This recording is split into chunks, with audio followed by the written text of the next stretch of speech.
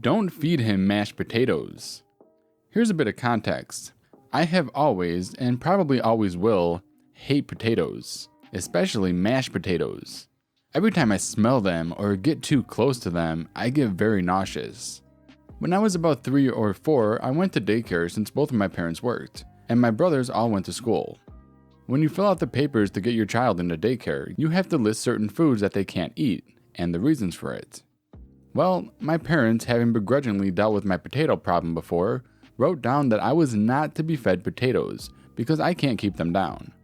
Now, this preschool was not the best, but not the worst.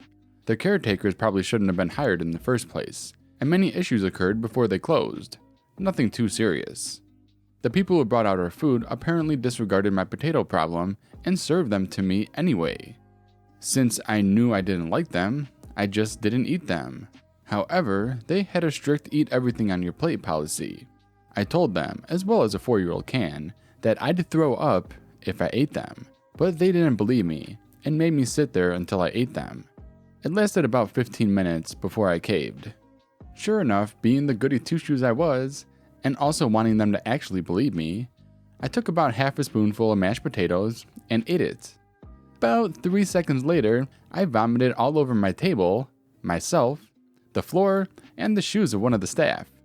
I still remember them telling me why I didn't say I was sick, even though I told them this would happen.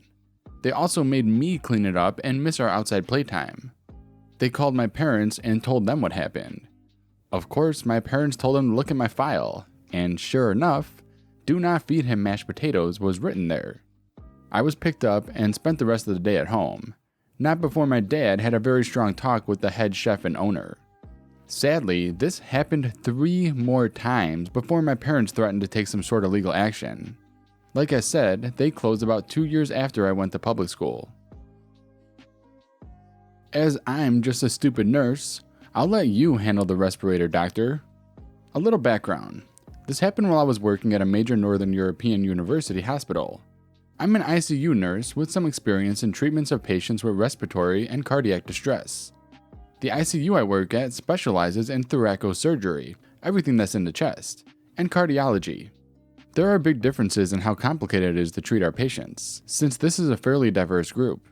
Some have major respiratory issues like ARDS, while others are fairly easygoing, at least respiration-wise. Because of that, we're granted much freedom in self-adjusting the respirator, as our doctors know that we call them if there is something we can't handle. I like to believe that some of the more experienced nurses are more savvy than some of the doctors. Anyway, we have no problems with hierarchy. If a doctor says we do it a certain way, then we do that. But mostly it's a fairly flat hierarchy with good cooperative work going. Sometimes we get some young doctors who are doing their specialized training. Some of them are humble, but you have the occasional Mr. Know-It-All. This was the case here. We got a doctor in special training who came from another major hospital in this country. I didn't know him as he's just been there a few days, but I could see that I was scheduled to take a patient in together with him. It was a middle-aged lady after a big heart surgery. Normally, when we get a patient from the surgical ward, the doctors will talk to each other while we handle the practical stuff, like shifting from transport to a stational respirator, setting surveillance up, etc. While I was shifting the respirator, this doctor jumped over to take the tubes out of my hand and said very harshly, "This is my respirator." Everyone looked a little bewildered, but well, I just thought that I'd talk to him about that later. Before I could talk to him under 4 eyes, he came to the nurse's office to announce to everyone that he doesn't know what we're used to here, but nobody is allowed to meddle with his respirators. We are just nurses. He is the doctor. Well, you got it, doc. As I wrote earlier, if a patient is in respiratory distress, we will of course follow a protocol and talk to the doctor before changing anything. But with patients who aren't, we normally take work off the doctor's shoulder by adjusting stuff like oxygenation, airflow, and so on ourselves. But since he was very clear, I went to call him every time. Oxygen level and blood samples a little low? Better call the doctor. I want him to know that we should raise the oxygen level by 5%. CO2 a little low? It's the doctor's job to lower the respiration rate by 2. You see where this is going. Of course, we also called him in night shifts, when he was sleeping because it was calm. This went on for 3 weeks until he came to the nurse's office looking a little bit defeated. stating that maybe it's okay if we drop that whole thing and do as we otherwise always did. But we went on for a little longer, until he changed the ward again, because he had been with us as long as he should. I've got a friend on the ward he works at now. She says he's one of the most nicest doctors she's ever met. You think it's not poison oak? Rub it on your face. I went hiking one spring with a friend of a friend. I kept telling him to stay away from the poison oak and gave him a tiny lecture on how to identify it. He insisted that it wasn't poison oak. I insisted it was. After several disagreements when encountering this plant, I suggested that if he really believed it wasn't tiny oak, he should rub it on his face. Surprisingly, he did. Next week, he showed up at my house to collect some items he had left at my house with a massively swollen red face. I said nothing. He said nothing. I felt bad, but not as bad as he felt, I'm sure. My malicious suggestion was taken up by this stubborn, argumentative type, and I felt bad about it. Suffice to say, we never went hiking again. Airport compliance. I saw the sweetest compliance instant justice I've ever seen yesterday at the airport. We were standing in line for Air France and JFK, and they don't open until 1 p.m. There was a long line of people waiting. It usually moves fairly quickly, but there was a pretty impatient person standing there. They open up and the line starts to move. An attendant walks through and starts looking at the tickets, and if people pre-checked in, they were told to move to the bag drop-off line and move on. It was a quicker lane because people were literally dropping off bags only. This impatient lady asked the guy to let her go over there. He told her that was for bag drop-off only. She got a little upset they were moving quicker and asked much louder the next time. He told her she wasn't checked in yet and she needed to stay in that line. The third time he walked by, she stopped him again and started really yelling at him about how she was paying so much for her ticket and she didn't understand why those people got to go through.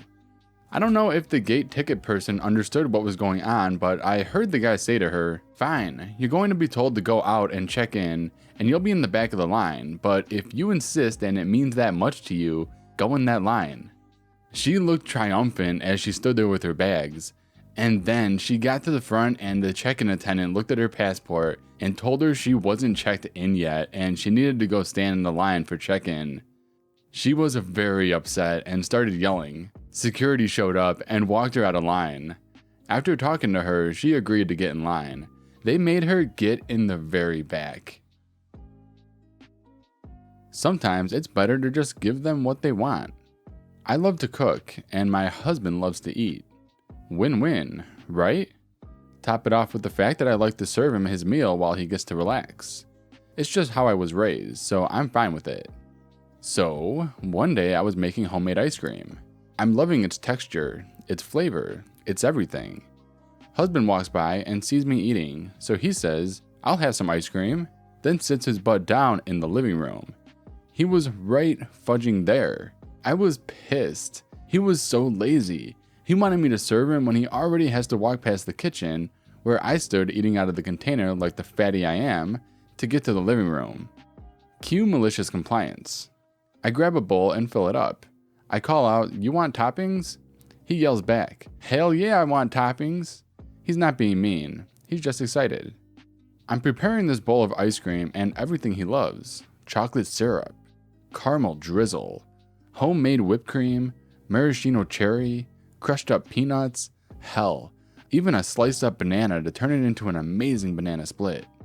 After loading up the huge bowl of ice cream, I get 2 spoons and put one in the bowl. On the other one, I add a tiny piece of banana, tiny bit of ice cream, and a touch of all the toppings, except the cherry. I walk over to him and he's rearranging his gaming stuff, preparing to take the bowl from my hands. His eyes are glowing with joy at the sight of my beautiful creation and he's got a smile a mile long. I sit in my chair, hug the bowl, and pass him the spoon of ice cream. The look on his face was well worth my efforts. He was so sad for like a second before he broke into a fit of laughter. He acknowledged he was being lazy, thanked me for making ice cream in the first place, then got up and fixed himself a bowl. We still laugh about it months later, and he goes out of his way to serve me more often now. Hey, you made it to the end. If you enjoyed this video, give it a thumbs up as it helps me out big time. Also, if you're new here, subscribe for daily videos. See you in the next one.